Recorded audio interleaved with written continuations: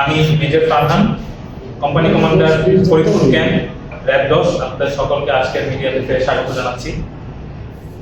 Rapid action battalion elite force হিসাবে আত্মপ্রকাশের সূচনালগ্ন থেকেই বিভিন্ন ধরনের অপরাধ নির্মূলের লক্ষ্যে অত্যন্ত আন্তরিকতা ও নিষ্ঠার সাথে কাজ করে আসছে এবং দেশের আইন শৃঙ্খলা রক্ষা, প্রতারণামূলক কর্মকাণ্ড বিরোধী অভিযান পরিচালনায় অগ্রণী ভূমিকা পালন করে আসছে। এই ধারাবাহিকতায় আজ আমি আপনাদের সামনে একজন প্রতারক ব্যক্তির কার্যক্রম তুলে ধরতে যাচ্ছি। প্রতারক আতিয়ার দর্জি, বয়স 44, সরকারের বিভিন্ন উচ্চপদস্থ ব্যক্তিবর্গের পরিচয় ব্যবহার করে প্রতারণা করে আসছে। সে হোয়াটসঅ্যাপে অ্যাকাউন্ট খোলার মাধ্যমে সরকারের উচ্চপদস্থ কর্মকর্তা এবং সাধারণ মানুষের সাথে যোগাযোগ স্থাপন করে প্রতারণামূলক কর্মকাণ্ড চালিয়ে আসছে। মামলার এজাহার সূত্রে জানা যায়, একটি প্রতারক চক্র সরকারের বিভিন্ন উচ্চপদস্থ ও গণ্যমান্য ব্যক্তিবর্গের ছবি ও নাম ব্যবহার করে মোবাইল নম্বরের মাধ্যমে ভুয়া হোয়াটসঅ্যাপ অ্যাকাউন্ট খোলে। এরপর বিভিন্ন সরকারি কর্মকর্তা, সংশ্লিষ্ট ব্যক্তিবর্গ ও সাধারণ মানুষের সঙ্গে যোগাযোগ করে নিজেদের সরকারের উচ্চপদস্থ ব্যক্তি হিসাবে পরিচয় প্রদান করে বিভিন্ন তদবির ও অনৈতিক কর্মকাণ্ড পরিচালনার চেষ্টা করে।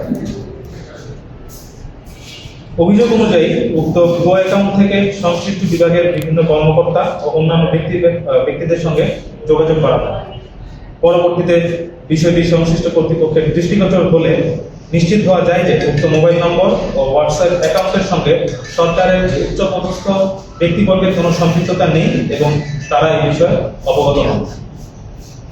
প্রাথমিক অনুসন্ধানে প্রতীয়মান হয়েছে যে সংঘবদ্ধ প্রতারক চক্র ডিজিটাল প্ল্যাটফর্ম ব্যবহার করে সরকারের গণ্যমান্য ব্যক্তিদের পরিচয় পুরা ব্যবহার করে প্রতারণা, প্রভাব বিস্তার এবং অবৈধ সুবিধা আদায়ের অপচেষ্টা চালিয়েছে।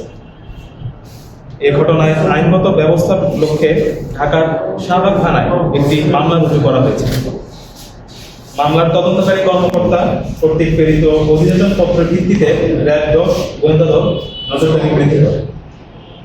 র্যাব 10 সিপিসি 3 ফরিদপুর ক্যাম্পের একটি চৌকস আভিযানিক দল নজরদারি বৃদ্ধি ও তথ্য প্রযুক্তির সহায়তায় ফরিদপুর জেলার ভাঙ্গা থানাধীন আজিমনগর এলাকা থেকে অভিযান পরিচালনা করে গত 18 জুলাই রাত 12টা 50 ঘটিকায় প্রতারণার অভিযোগের সাথে জড়িত আসামি আতিয়ার দর্জি তাকে গ্রেফতার করতে সক্ষম হয়।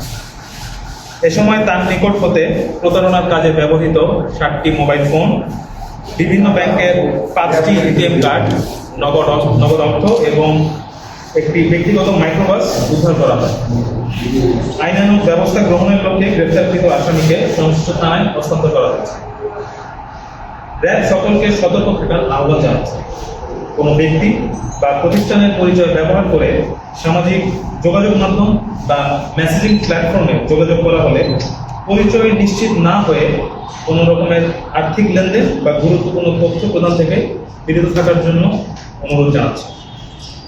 এ ধরনের প্রতারণামূলক কর্মকাণ্ড সম্পর্কে তথ্য পাওয়া গেলে নিকটস্থ আইন শৃঙ্খলা রক্ষাকারী বাহিনী বা র্যাবকে অবহিত করার জন্য আহ্বান জানানো হচ্ছে।